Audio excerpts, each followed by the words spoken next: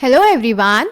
So we are discussing previous year questions of the chapter Biotechnology Principles and Processes and the topic Tools of Recombinant DNA Technology. In today's session we are going to discuss a question which was asked in the CBSE board in different years in different forms. So the first type is short answer type question of 2 marks which was asked in the CBSE board for an examination 2014. So the question is, how is insertional inactivation of an enzyme used as a selectable marker to differentiate recombinants from non-recombinants? Or short answer type question of 2 marks which was asked in the CBSE board 2023, and the question is, insertional inactivation is a method to detect recombinant DNA. Explain the method. तो बेटा इस question में हमें recombinants और non recombinants को differentiate करने के लिए इंसर्शनल इनएक्टिवेशन की मेथड को एक्सप्लेन करना है.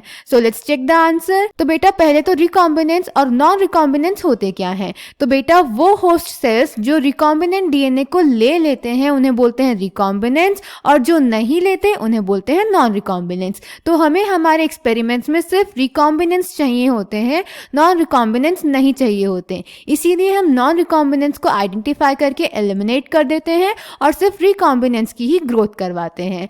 अब इनको हम आइडेंटिफाई करने के लिए सेलेक्टेबल मार्कर्स का यूज करते हैं, जिसमें एक बहुत अच्छा एग्जांपल है इंसर्शनल इनएक्टिवेशन का, जिसमें हम क्या करते हैं. फॉर एग्जांपल हमने ले लिया कोई ऐसा एंजाइम जो कलर प्रोड्यूस करता है in the presence of a chromogenic substrate. For example beta galactosidase enzyme.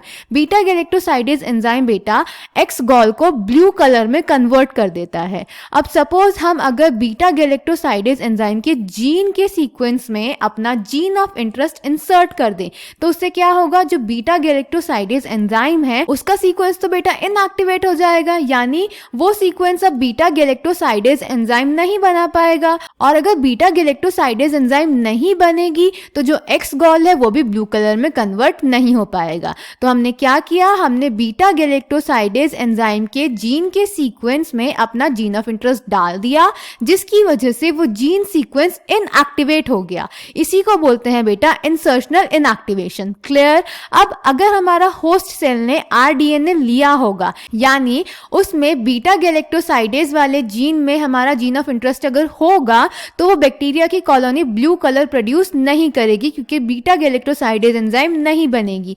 पर अगर बैक्टीरिया ने आरडीएनए नहीं लिया तो उसकी कॉलोनीज ब्लू कलर में कन्वर्ट हो जाएंगी ड्यू टू क्रोमोजेनिक सबस्ट्रेट, क्योंकि वहां पे बीटा गैलेक्टोसाइडेज एंजाइम बनेगी, क्योंकि उसका जीन सही सलामत है, उसमें हमारा जीन ऑफ इंटरेस्ट है ही नहीं. क्लियर बेटा? So the answer is selectable markers have been developed which differentiate recombinants from non-recombinants on the basis of their ability to produce color in the presence of a chromogenic substrate.